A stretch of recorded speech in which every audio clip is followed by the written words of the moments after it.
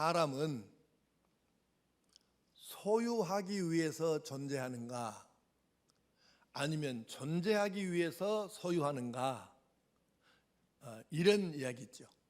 근데 그걸 줄여가지고 소유냐 존재냐 이렇게 제목을 잡은 겁니다.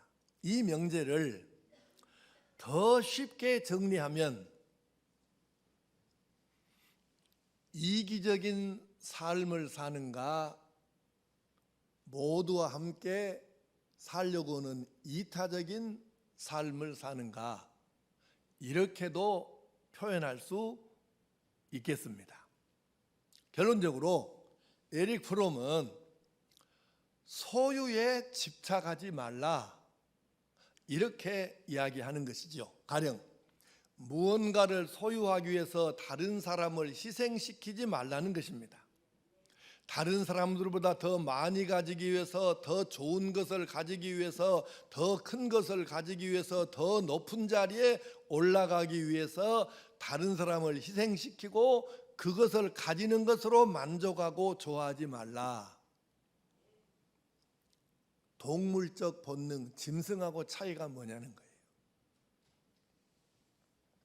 이것보다는 내가 가진 것을 가지고 더 많은 사람에게 희망을 주고 그들이 의미 있게 살게 해주고 이웃들이 더 건강하고 밝게 살게 하는 데에다가 내 삶의 의미, 가진 것을 사용하는 의미, 이 존재 의미를 두고 살라는 거죠.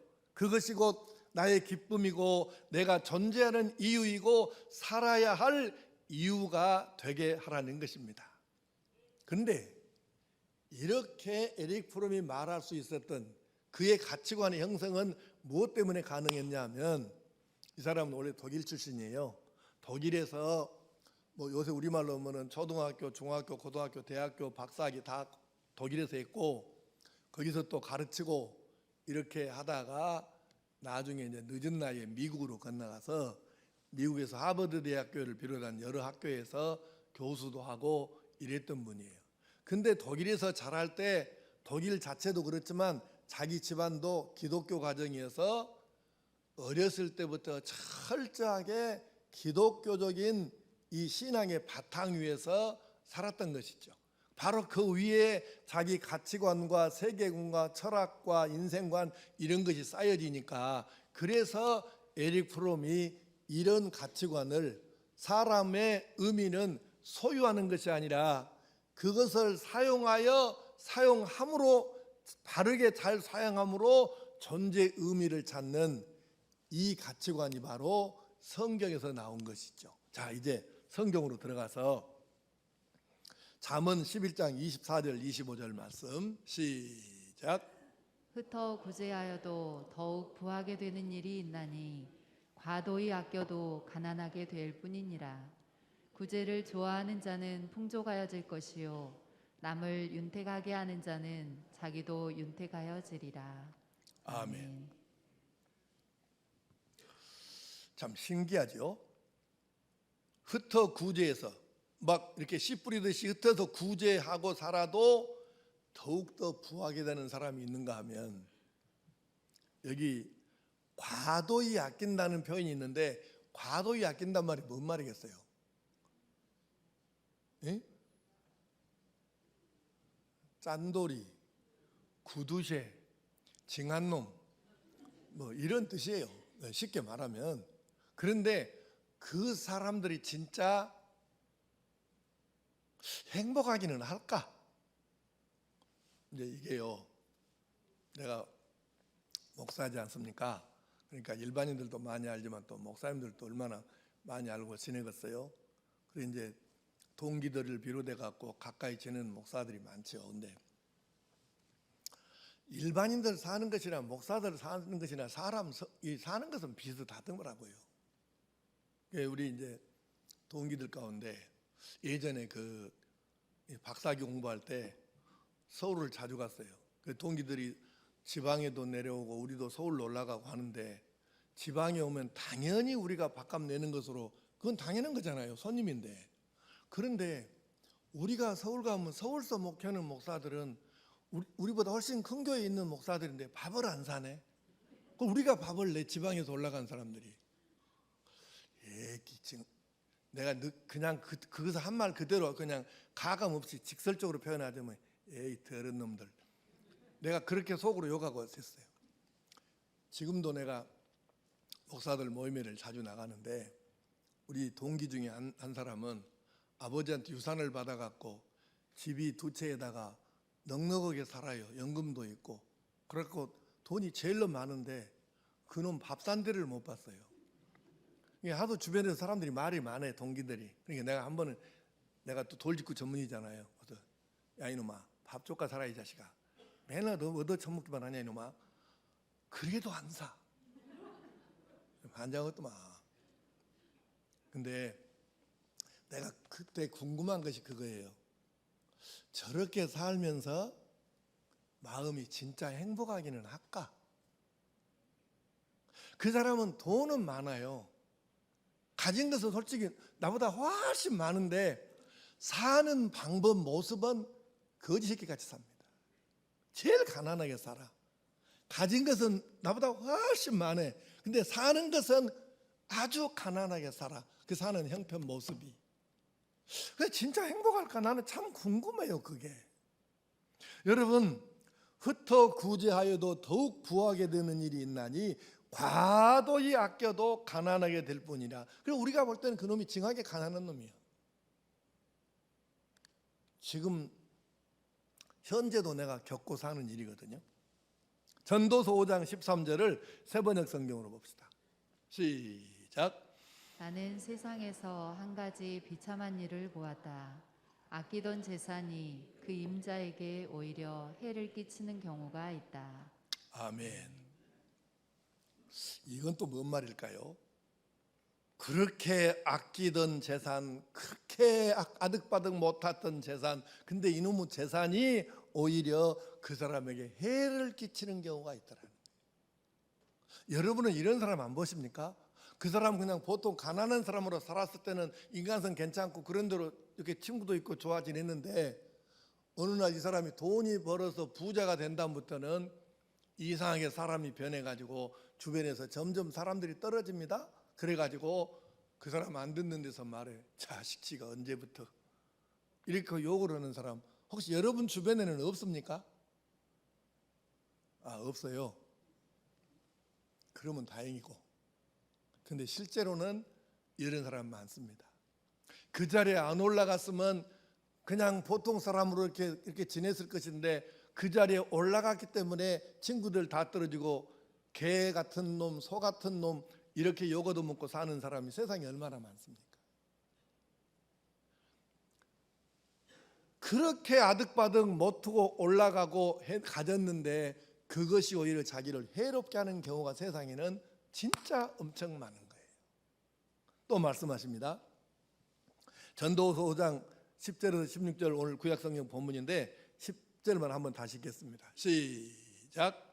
은을 사랑하는 자는 은으로 만족하지 못하고 풍요를 사랑하는 자는 소득으로 만족하지 아니하나니 이것도 헛되도다. 아멘. 지금 방금 세 군데 하나님 말씀을 우리가 함께 읽었는데 이 말씀들은 결론적으로 무슨 교훈을 우리에게 주시는 건가요? 간단하게 말씀하면 이런 겁니다.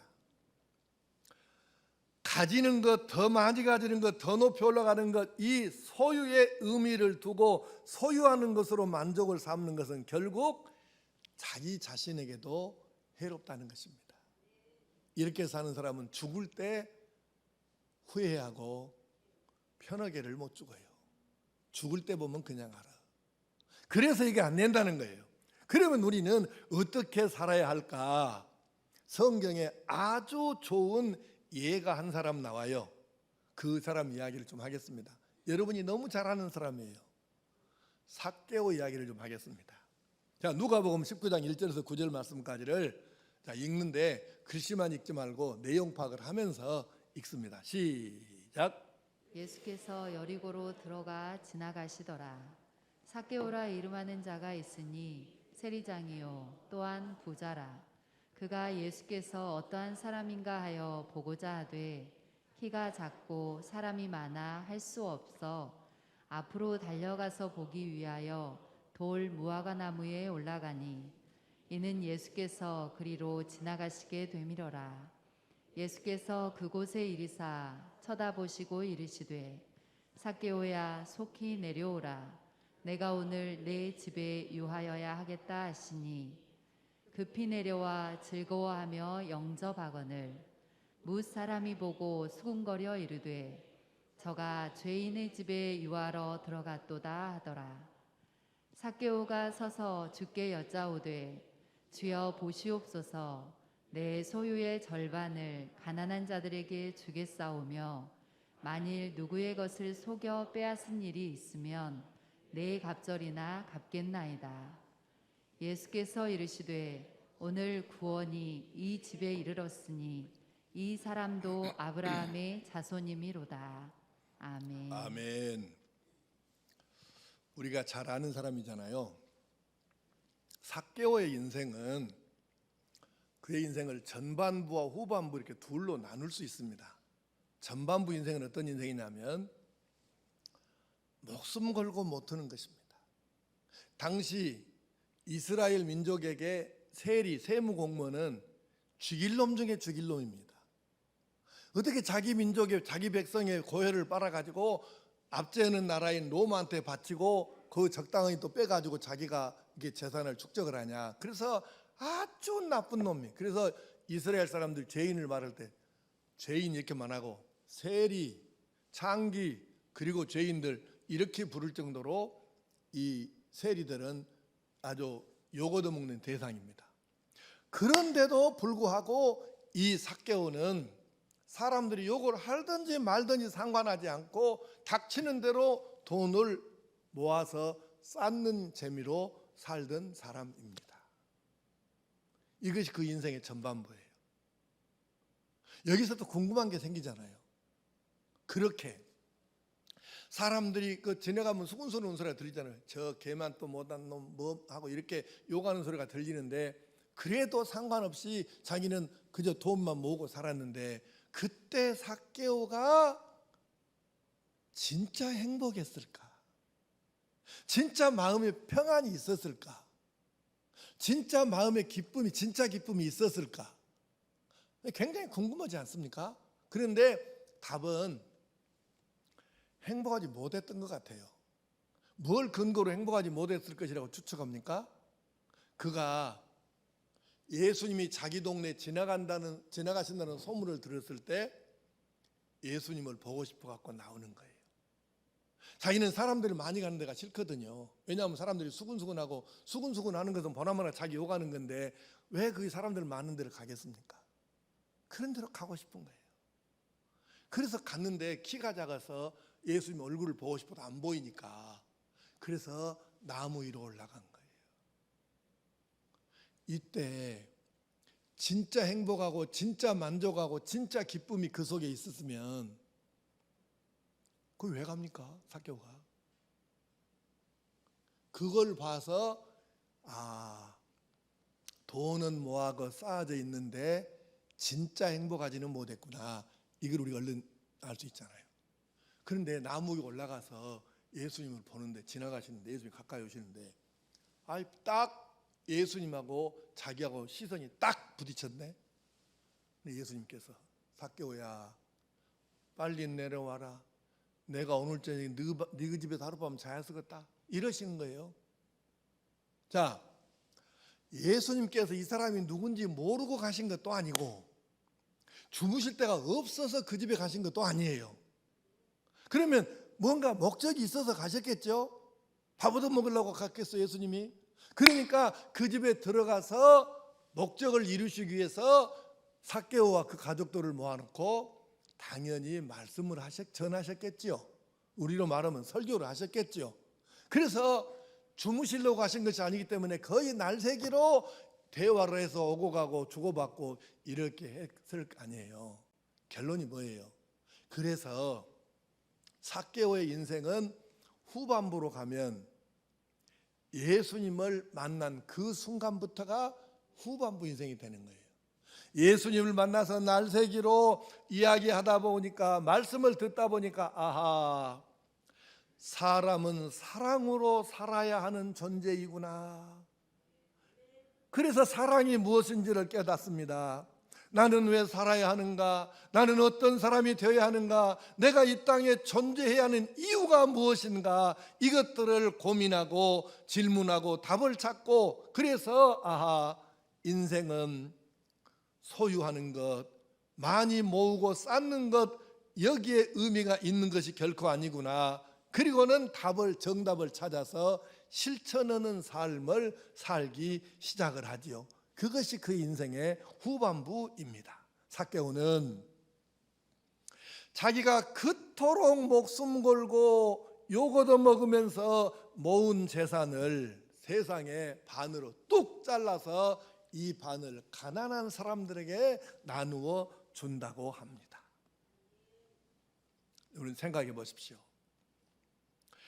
많이 가지는 것이 행복이다, 그것이 인생이다, 이렇게 살았던 삭개오가 이제는 내가 가진 것으로 누군가를 살리고 누군가에게 희망이 되고 누군가를 행복하게 할 수 있다면 당연히 이것을 사용해야 하지 않겠느냐, 이렇게 사람이 바꾸어진 것이죠. 그리고 내가 무엇인가, 꼭 물질이 아니더라도 무엇인가를 다른 사람에게 줌으로 해서 그 사람이 행복해지고 더 나아지고 희망을 가지게 되고 세상을 달리 바라보게 되고 하나님을 알게 되고 이럴 수 있는 상황을 보면, 그렇게 바꿔지는 삶을 보면 그것을 보면서 자기가 행복해지는 사람으로 바꿔진 것이죠.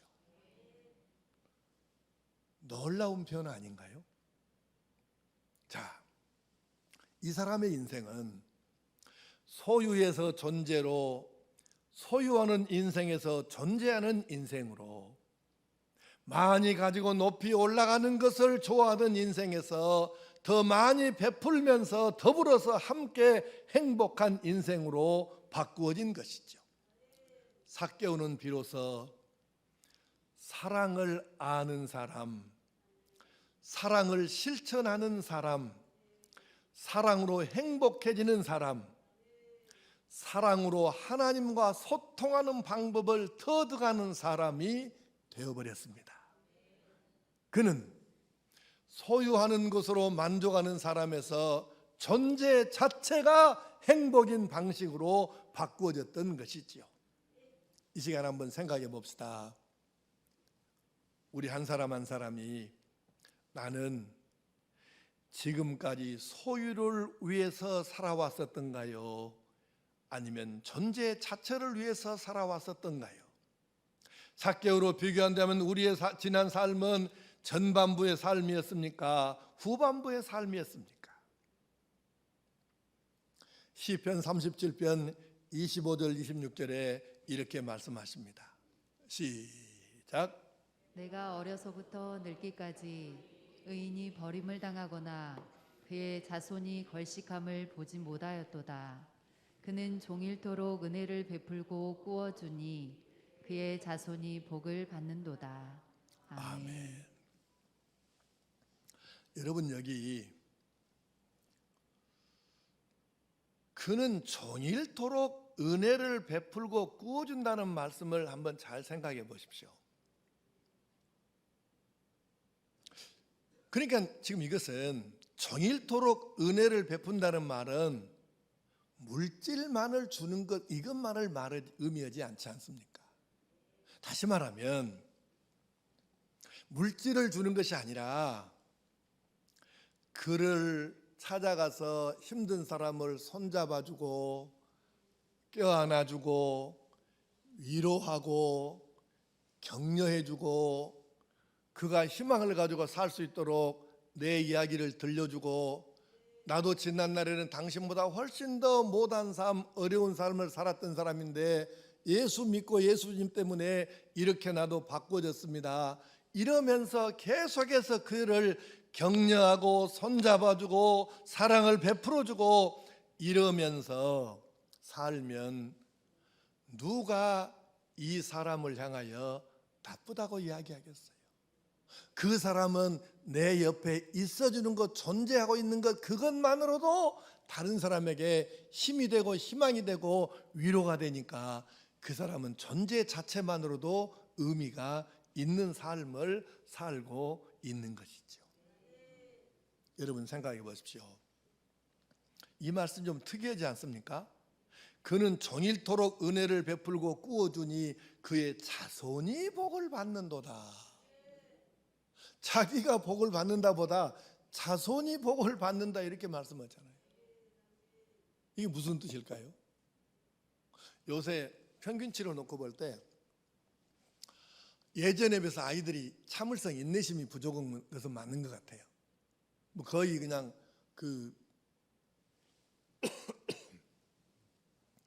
못 참는 걸 뭐라고 그러지? 갑자기 단어가 잊어버렸네. 참지 못하고 폭발하는 걸 뭐라고 그래요? 분노 조절장애.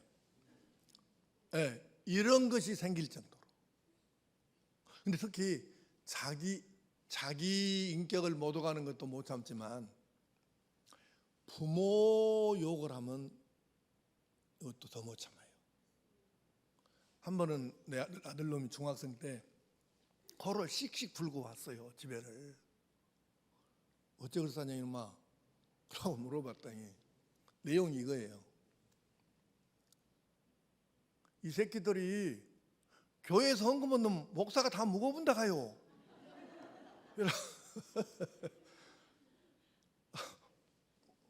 우리 애기한테 누가 이제 뭐 모르고 말하겠지만 하여튼 그렇게 얘기하니까 지옥 간 건 괜찮은데 아버지가 헌금을 다 묵어본다 가요.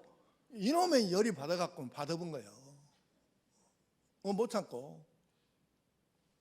그러니까 여러분의 아들, 딸이 자긍심을 가지고 네가 아빠가 우리 아빠만큼 해?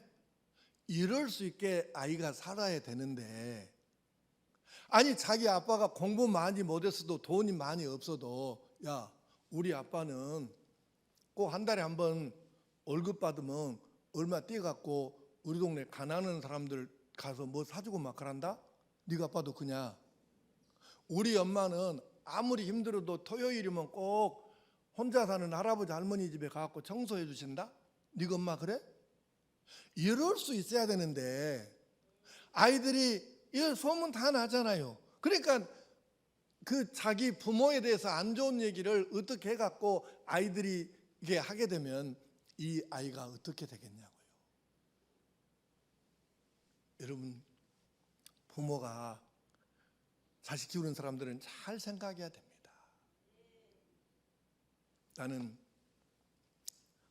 우리 부모님이 두 분 다 국민학교도 안 다니셨, 학교 교육을 안 받으셨던 분이에요. 우리 아버님은 사당에 다니셨죠. 우리 아버지는 신문에, 라디오에, 텔레비에 단 한 번도 이름이 나온 적도 없어요.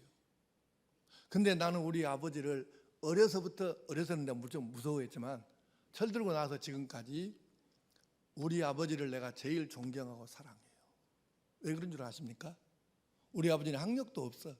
돈도 사실 유산 하나도 못 받은 거 없어요. 그래도 나는 우리 아버지가 존경스러워요. 왠 줄 아세요? 두 가지 때문이에요. 첫째는 내가 이 얘기를 어렸을 때 자라면서 여러 번 들었어요.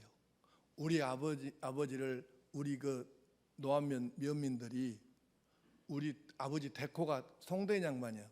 우리 어머니가 송대마을에서 시집을 오셨거든요. 그리고 대코가 송대인데 송대 양반은 법 없어도 살 양반이요.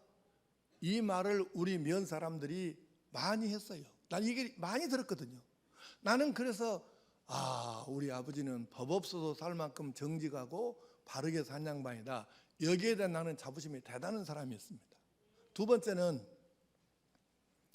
어렸을 때 내가 우리 아버지가 너무 무서웠어요. 날마다 뒤지게 맞았으니까. 지가 잘했으면 맞았겠어요. 근데 너무 무서웠지만 철들고 나서 보니까 우리 아버지가 이해가 된 거예요. 내가 3대 독자입니다. 우리 아버지가 항상 하시는 말씀이 있었어요. 내 집에서 귀한 자식 밖에 나가면 잘못하면 호로 자식 말 듣는다. 그래서 3대 독자니까 귀하잖아요.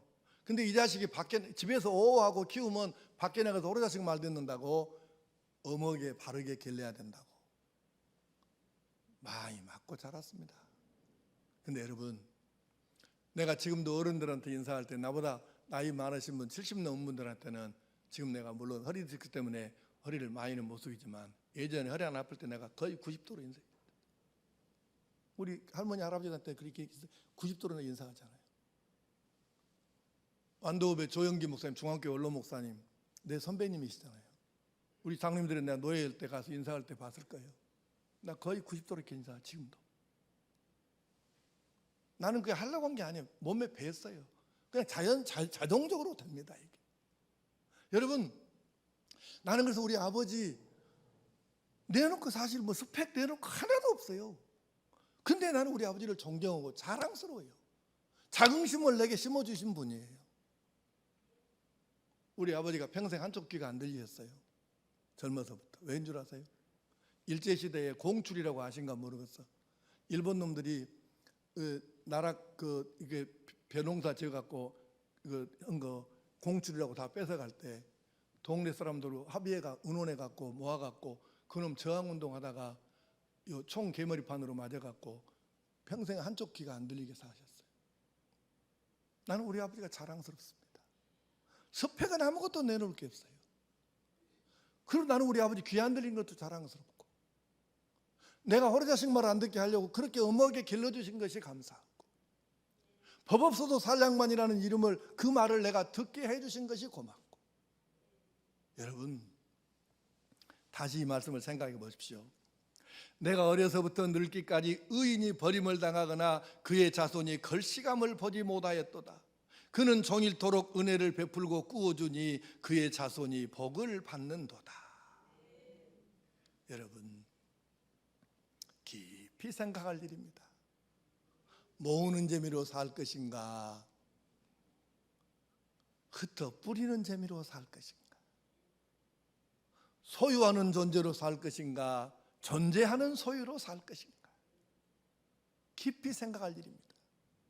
다시 삭개오 이야기로 돌아가서 삭개오가 어떻게 해서 그의 인생이 후반부에 그렇게 달라졌을까요? 소유하는 사람에서 존재하는 사람으로 바꿔졌을까요? 예수님을 만났기 때문입니다.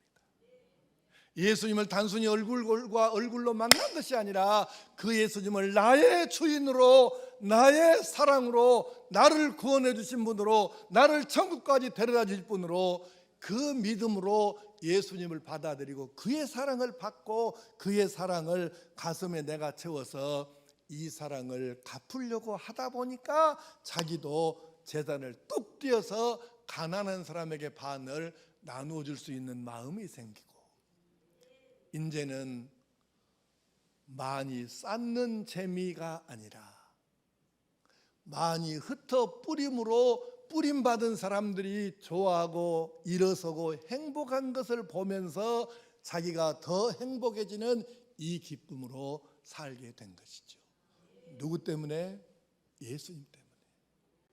그가 영접한 예수님, 그를 찾아오셔서 만나주신 예수님, 나로 하여금 사랑이 진짜라는 것을 깨닫게 해주신 예수님, 그리고 나중에 일이겠지만 나를 위해서 죽어주신 예수님, 예수님을 이렇게 인격적으로 만나면 내 삶도 소유에서 존재 양식으로 바꿔지게 될 줄로 믿습니다. 이제 말씀을 마치고자 합니다. 사랑하는 성도 여러분, 다른 사람들이 여러분과 나를 볼 때 내가 무엇을 가지고 있기 때문이 아니라 내가 그 사람 옆에 있어주는 것만으로도 그들에게 힘이 되고 그들에게 안정감을 주고 그들에게 평안함을 끼치고 그들에게 위로가 되는 사람, 나의 존재 그 자체만으로도 의미가 있는 사람이 되는 것, 이것이 그리스도인의 존재 이유이고 존재 방식이어야 합니다. 누구 때문에? 예수님 때문에.